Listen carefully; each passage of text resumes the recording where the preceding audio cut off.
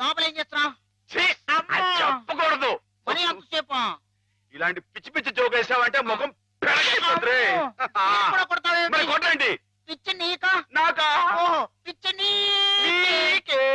మాధవ చచ్చిపోతా. చాలా బాగుంది.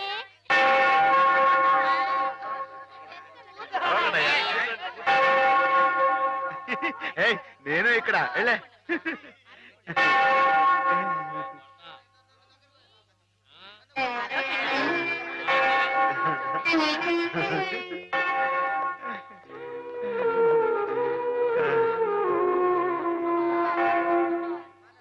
ప్రభులు వచ్చారా? ప్రభులు ఏమిటమ్మా? ఒక జీవితానికి సంబంధించిన ముఖ్యమైన సమస్య గురించి ప్రభు సలహా కావాలి ఫాదర్. ఏమిటో చెప్పమ్మా. ఒక ఊర్లో ఒక అబ్బాయి ఒక అమ్మాయి ఉన్నారు. ఆ అమ్మాయి ఆ అబ్బాయిని ప్రాణం కంటే మిన్నగా ప్రేమించింది. కానీ వాళ్ళిద్దరు కులాలు వేరు, అంతస్తులు వేరు. ఆ కారణంగా నేను నిన్ను ప్రేమిస్తున్నానన్న మాట పెదవుల దాకా వచ్చినా నోరు విప్పి అతనికి ఎన్నడూ చెప్పుకోలేకపోయింది. ఆ అబ్బాయికి ఆ అమ్మాయి అంటే అంతులేని అభిమానం. ఆ అమ్మాయి సుఖ సంతోషాల కోసం తన యావదాస్తిని ధారపోశాడు అతను. మానసికంగా శారీరకంగా చిత్రహింసల్ని భరించి గతి తప్పిన ఆ పిల్లని మళ్ళీ మామూలు మనిషిని చేశాడు. పెళ్లి చేసుకోవాల్సిన సమయం వచ్చినప్పుడు ఆ అమ్మాయి తనకి కొత్త జీవితాన్ని ప్రసాదించిన ఆ అబ్బాయిని చేసుకోవాలా? కట్టుబాట్లకి లొంగిపోయి మనసు చంపుకొని పెద్దలు కుదిర్చిన పెళ్లి చేసుకోవాలా? ప్రభువుని అడిగి చెప్పండి ఫాదర్. ఎవరా అమ్మాయి? నేనే ఫాదర్. మరి ఆ అబ్బాయి? నాకు అనవసరం. ఆ అబ్బాయి ఎవరైనా సరే నాకు అనవసరం. అటువంటి అడగకూడని ప్రశ్నలకు ప్రభు మేము సమాధానం చెప్పంగాక చెప్పం. అంతే చెప్పం. ప్రభుని పిచ్చి పిచ్చి ప్రశ్నలు వేస్తారా? ప్రభు కోపం వచ్చి పైకి వెళ్ళిపోతాడు.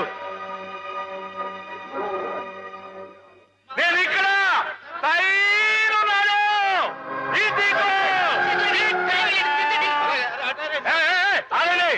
ఎవరైనా పైకి వచ్చారంటే తూకేస్తా. పోండి, దూరంగా పోండి. Helicopter helicopter. ఊరుకోవయ్యా.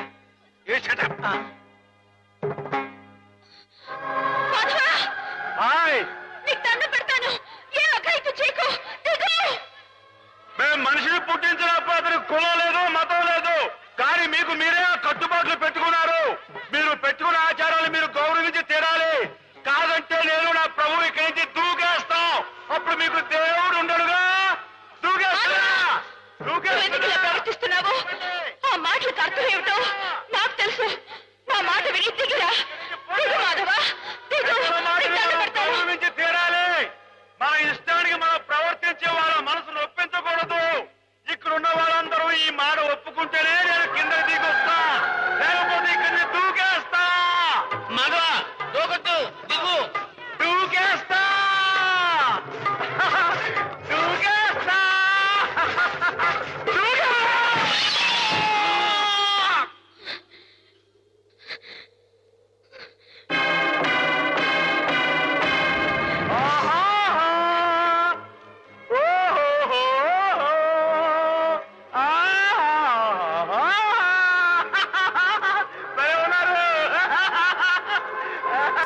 మనసు నిండా మాధవుడు రూపం నిండున్నప్పుడు ఈ ఒట్టె కట్టెని నీకు అప్పచెప్పటం భావ్యం కాదనిపిస్తోంది బావా. ఆ ఆత్మవంచన కంటే ఆత్మహత్య మేలనిపిస్తోంది. దయచేసి నా కోసం వెతక్కండి. సెలవు. హేమ.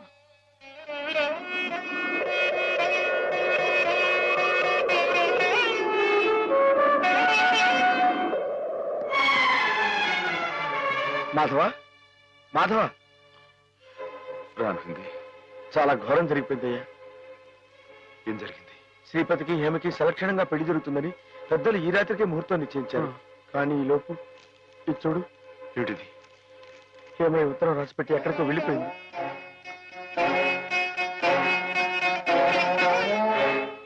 నిజమా? నిజమే మాధవ. ఆవిడ తను చేసుకుని అంటంతో శ్రీపతి గారు ఎదురు తిరిగారు.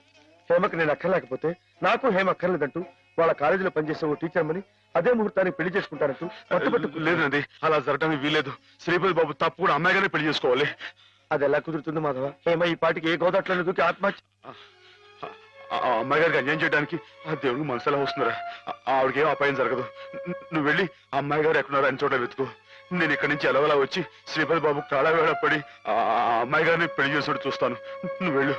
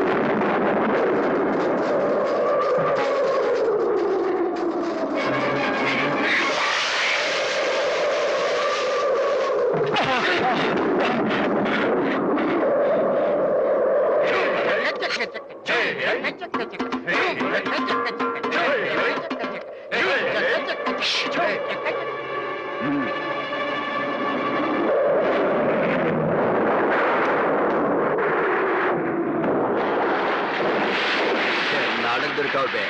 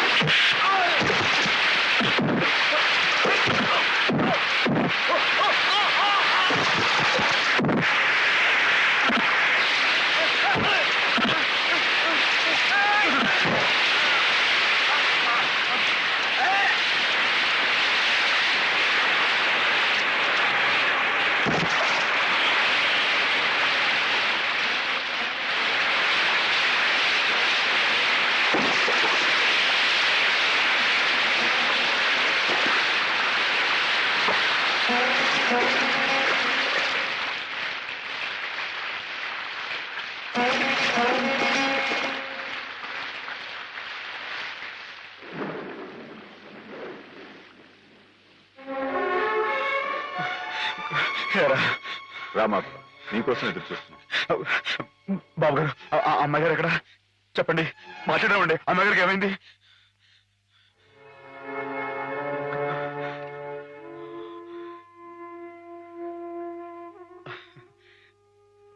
బాబు, నేను విన్నది నిజమేనా?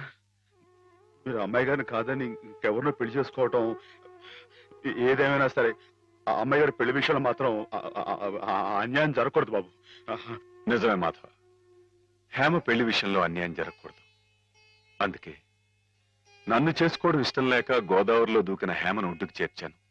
నాకు ఇంకో అమ్మాయితో పెళ్లి జరగబోతోందన్న అబద్ధంతో నిన్ను ముహూర్త సమయానికి ఇక్కడికి రప్పించాను.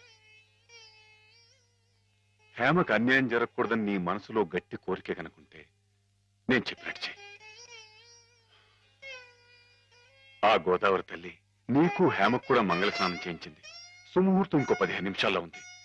అక్కడ కళ్యాణం వెతుకుంది. ఇక్కడ హేమ సిద్ధంగా ఉంది. ఇవిగో పట్టుబట్లు, ఇవి కట్టుకుని హేమ మెళ్ళలో మాంగళ్యం కట్టు మాధవ.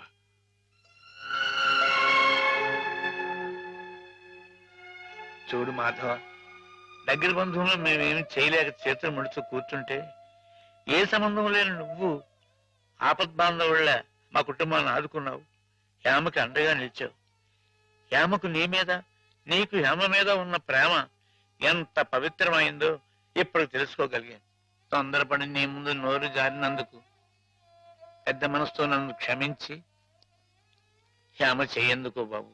అవును మాధవ, అన్నయ్య తన కావ్యాల్ని నీకు అంకితం చేసి ఆ రోజే నిన్ను తన అల్లుని చేసుకున్నాడు. హేమ మెళ్ళో నువ్వు 3 ముళ్ళు వేస్తే ఆ లోకాన్ని ఉన్న మా అన్నయ్య ఆత్మ శాంతిస్తుంది మాధవ. లేదండి, ఇది జరగని పని. జరగని పని అంటే కులం గురించా నీ సమస్య మాధవ? నీలా యాదవుడైన కృష్ణుడు ఎవరిని చేసుకున్నాడు? క్షత్రియకన్య సత్యభామం చేసుకోలేదా? రాచకన్య రుక్మిణి చేసుకోలేదా? హేమ కూడా క్షత్రియకన్య మాధవ. మీరెవరు ఎంతగా చెప్పినా సరే ఎందుకో నా మనసు ఒప్పుకోవడం లేదు. ఆ అమ్మాయి గారు మీ సొంత మనిషి, ఆవిడ మీరే పెళ్లి చేసుకోవాలి. సరే అయితే, ఇందరింతగా చెప్తున్నా హేమ మనసారా నిన్నే కోరుకుంటుందని తెలిసినా కూడా నేనే హేమం చేసుకు తీరాలి అని నువ్వు పట్టుబడితే అలాగే చేసుకుంటాను మాధవ. కానీ పెళ్లి చేసుకున్న మర్నాడే హేమ నీకు ఇలా కనిపిస్తుంది.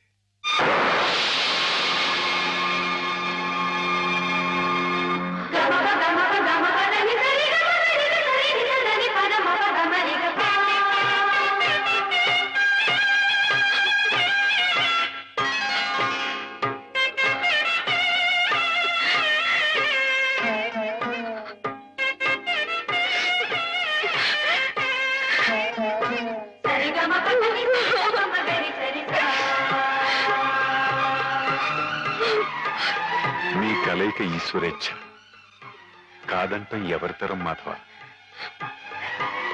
ఇద్దరు పార్వతీ పరమేశ్వరుల్లా ఒకరి కోసం ఒకరు పుట్టారయ్యా.